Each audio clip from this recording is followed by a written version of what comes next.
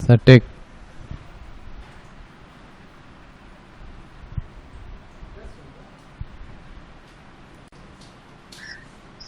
ராமநாதபுரம் மாவட்டம் இன்று மீனவர்கள் இலங்கையில் பிடிக்கப்பட்டுள்ள மீனவர்களையும் படகுகளை மீட்க கோரியும் தற்போது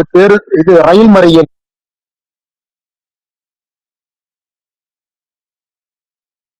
ராமேஸ்வரத்தில்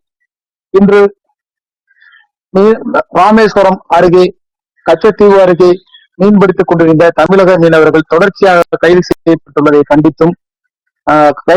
கைது செய்யப்பட்டு வருவதை கண்டித்தும் அவர்களின் படகுகளை இலங்கை கடற்படை பறிமுதல் செய்து வைத்துள்ளனர். அதை விடுவிக்க கோரியும் மேலும் தமிழக மீனவர்களுக்காக குரல் கொடுக்க வேண்டியும் தற்போது அதாவது ராமேஸ்வரம் அடுத்த அந்த தங்கச்சி